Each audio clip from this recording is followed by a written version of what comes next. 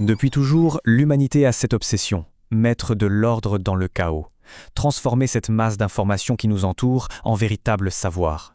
C'est une quête qui ne date pas d'hier, c'est certain. Sauf qu'aujourd'hui, le problème a changé d'échelle. On est complètement submergé, des vagues d'informations, des flots de données qui nous tombent dessus chaque seconde. Alors la grande question c'est comment on s'y retrouve, comment on fait le tri entre le vrai, le faux, bref comment on accède à la connaissance, la vraie, dans ce brouhaha numérique. Pour tenter de répondre à ça, on va se pencher sur deux histoires. Deux parcours en parallèle, séparés par presque 300 ans. D'un côté, on a Denis Diderot, avec son projet absolument monumental, l'encyclopédie. Et de l'autre, aujourd'hui, on a Anita Schollbreder et sa start-up Iris AI. C'est une intelligence artificielle dont le but est de synthétiser tout le savoir scientifique du monde. Rien que ça.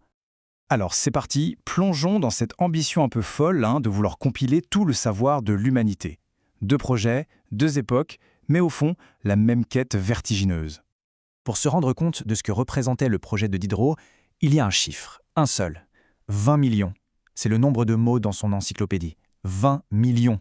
C'était tout simplement le plus grand projet éditorial de tout le XVIIIe siècle.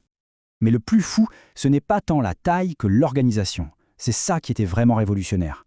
Fini la hiérarchie habituelle, avec les rois et la religion au sommet. Non, Diderot, lui, il a tout classé par ordre alphabétique. Et ça change tout.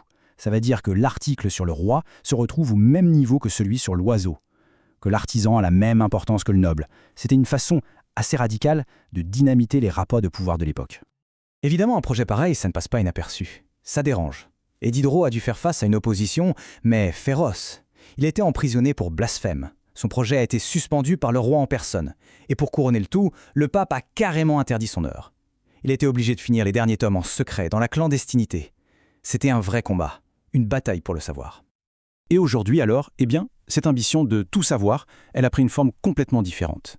C'est là qu'intervient Anita Schollbreder et sa création Iris AI. Son but, c'est un peu celui d'une Diderot des temps modernes, créer un sorte de super cerveau qui pourrait lire et comprendre toutes les publications scientifiques du monde. Mais attention, pas juste pour les venger. L'idée, c'est de trouver des connexions, des liens cachés que notre cerveau humain, seul, ne pourrait jamais voir. C'est ça la promesse de l'IA. Ne plus seulement organiser le savoir, mais carrément l'augmenter. Ok, mais ces projets grandioses, que ce soit celui de Diderot ou celui d'Iris AI, ils posent une question fondamentale, une question un peu politique même. Qui décide ? Qui décide de ce qui mérite d'être considéré comme un savoir ? En gros, qui a le pouvoir sur la connaissance ? Diderot a bousculé les puissants, c'est vrai, mais son projet, lui aussi, avait ses propres angles morts. Un exemple frappant ? Prenons ce que l'encyclopédie dit du Ghana, qu'on appelait à l'époque la Côte d'Or. Voilà, c'est ça l'article. En entier, c'est tout. On voit bien que pour Diderot et ses contemporains, l'Afrique, ça s'arrêtait à la côte.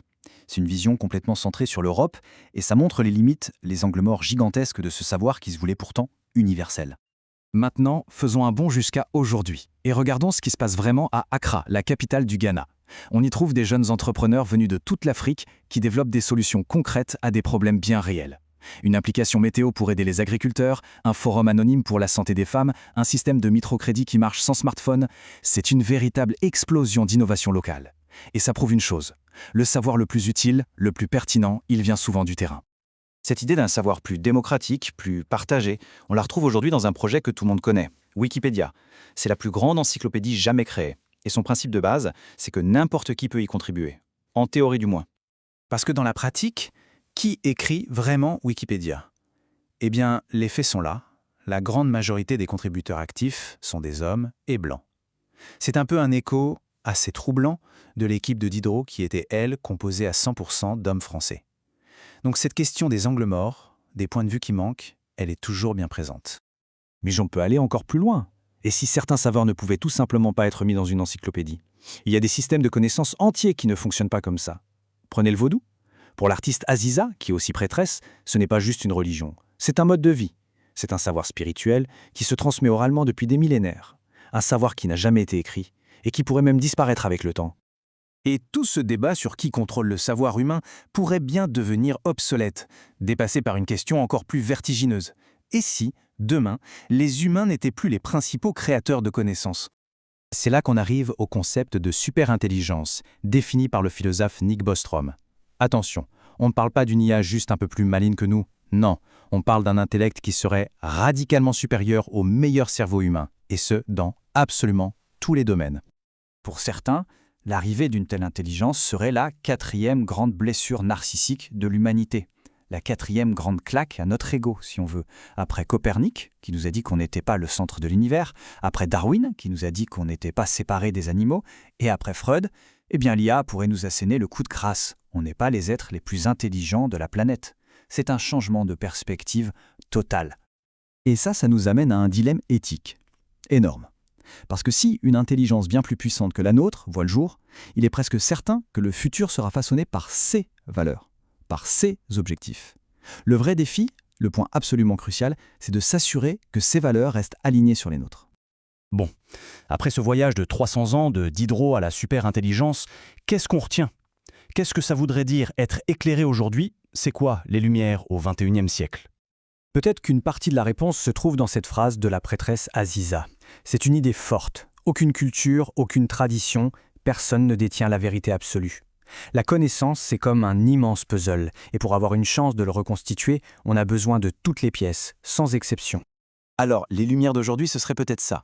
D'abord, accepter la complexité, arrêter de chercher des réponses toutes faites.